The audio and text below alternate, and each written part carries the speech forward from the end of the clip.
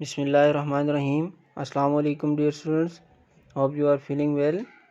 Students, today lecture number 8, grade 6 mathematics. Students, open your books and page number 8. Today topic is improper subset. ठीक है students, तो आइए हम देखते हैं इम्प्रॉपर सबसेट को। तो स्टूडेंट देखें आप इम्प्रॉपर सबसेट, तो इम्प्रॉपर सबसेट क्या कह रहे हैं कि इफ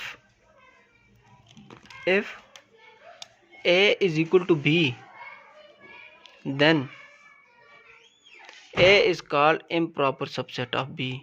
It's mean के अगर सेट A और सेट B इक्वल हो जाएं तो फिर जो सेट A होगा वो इम्प्रॉपर सबसेट होगा सेट B का। फॉर एग्जांपल, जिस तरह हमने प्रीवियस लेक्चर में देखा था कि हमने कहा था कि इम्प्रॉपर जब प्रॉपर सबसेट हम देख रहे थे तो हमने कहा था कि हमारे पास एक सेट B है जो है 2 और 4, ठीक है। तो उसकी कितनी पॉसिबिलिटीज बनेंगी, 2 पावर n। इसमें n हमारे पास क्या है 1 2, तो n हमारे पास 2 है, तो 2 multiply by 2 is equal to 4। तो हमारी 4 पॉसिबिलिटीज बनेगी। एक हो गया हमारे पास एम्प्टी सेट, दूसरा हो गया हमारे पास तीसरा हो गया हमारे पास 4 और लास्ट हमारे पास हो गया 2 और 4। यही 4 पॉसिबिलिटीज हमारी बनेंगी, ठीक है। अभी देखें स्टूडेंट्स, हमने कहा था कि जब हम ये जो सेट बी है तो हम ले रहे हैं set A is equal to 4, तो ये हमारे पास होता है कि ये हमारे पास प्रॉपर सबसेट है बी का, सेट बी का, ठीक है। जो ए हमारे पास है ये हमने कहा था कि A is a proper subset of set B, कि हमारे पास सेट बी होगा, क्योंकि हमने प्रॉपर सबसेट की डेफिनेशन में देखा था कि जो हमारे पास जो सेट कोई भी सेट होगा उसमें जो सेट हमारे पास गिवन सेट होगा उसके एलिमेंट होने चाहिए, लेकिन कंडीशन एक बताई थी कि एटलीस्ट 1 या 1 से ज़्यादा इस तरह होना चाहिए कि कोई सा भी एलिमेंट हो उसमें जो हमारे पास सेट हमारे पास होगा उसमें होना चाहिए, लेकिन सारे एलिमेंट उसके नहीं होने चाहिए। तो इम्प्रॉपर सबसेट क्या कहता है, इम्प्रॉपर सबसेट कब हमारा जो सेट है वो इम्प्रॉपर सबसेट होगा, तो ये इसका प्रॉपर सबसेट का उलट है। इट्स मीन के जब हमारे पास a इज इक्वल टू 2 और 4 ये आ जाएगा तो हमारे पास हम कह सकते हैं कि a is improper subset of b। क्यों? क्योंकि ये जो हमारे पास सेट ए है, ये सेट ए और सेट बी हमारे पास इक्वल हो गया है, क्योंकि जो सेट बी के एलिमेंट हैं और सेट ए के एलिमेंट हैं, ये सारे एलिमेंट जो सेट बी में हैं वो सेट ए में आ गए हैं, ठीक है। तो ये आपस में इक्वल हो गए, तो इसलिए इसको हम कहेंगे इम्प्रॉपर सबसेट।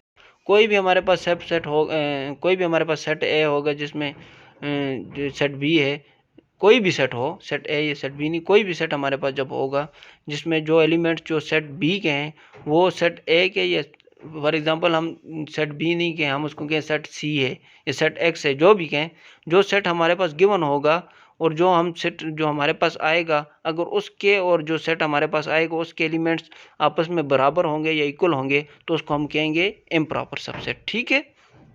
एक और हम भी एग्जांपल ले लेते हैं, ठीक है। For example x is equal to a b c and d, ठीक है।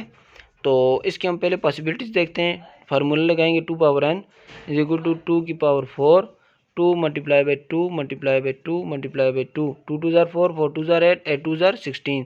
तो हमारे पास इसकी पॉसिबिलिटी जो बनेगी वो बनेगी 16। तो अभी स्टूडेंट्स इतना टाइम नहीं, आप इसकी पॉसिबिलिटी बना लें।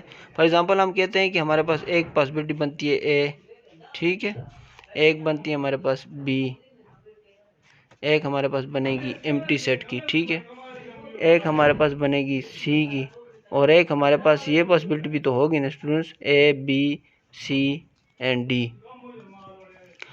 तो ये हमारे पास और भी जो हमारे पास पॉसिबिलिटीज़ हैं वो बनेंगी, ठीक है, 16 पॉसिबिलिटीज़ हमारे पास बनेंगी। तो हम कहते हैं कि y is equal to A B C and D. जो y है हमारे पास उसका जो सेट है ए बी सी डी, तो इट्स मीन के देखें स्टूडेंट जो हमारे पास सेट x था उसकी और सेट जो y है हमारे पास इसके आपस में एलिमेंट्स इक्वल हो गए हैं। तो हम कह सकते हैं ना y is the improper subset of x। तो ये जो y है हमारे पास वो इम्प्रॉपर सबसेट हो गया किसका, x का। तो आई होप स्टूडेंट्स आपको इम्प्रॉपर सबसेट की समझ आ गई होगी। आप इसकी बार बार प्रैक्टिस करें ताकि आपको ये चीज़ें समझ आए, और फार्मूला आपने लाजमी याद रखना है। ठीक है स्टूडेंट्स, जब हम किसी भी सेट के सबसेट बनाते हैं तो ये फार्मूला हम यूज़ करते हैं। ठीक है स्टूडेंट्स, तो स्टूडेंट्स हमारा जो चैप्टर नंबर 1 था वो ख़त्म हो गया। ठीक है स्टूडेंट्स, तो जो लास्ट हमारा लेक्चर होगा उसमें हम थोड़ा सा आपने ये जो रिव्यू एक्सरसाइज है एक्सरसाइज 1 इसको आपने देखना है और इसको सॉल्व करना है। जो कल लास्ट हमारा लेक्चर होगा उसमें थोड़ा सा इसको हम थोड़ा थोड़ा देखेंगे कि इसमें सॉल्व करेंगे, एक एक पार्ट में सॉल्व करके आपको बता दूंगा।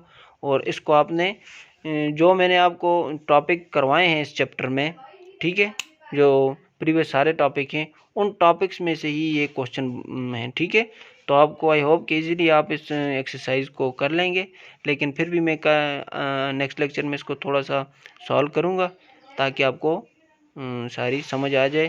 तो दैट्स इट, चलें फिर इंशाल्लाह कल नेक्स्ट लेक्चर में मिलते हैं, एक्सरसाइज रिव्यू एक्सरसाइज को देखेंगे। अल्लाह हाफिज़।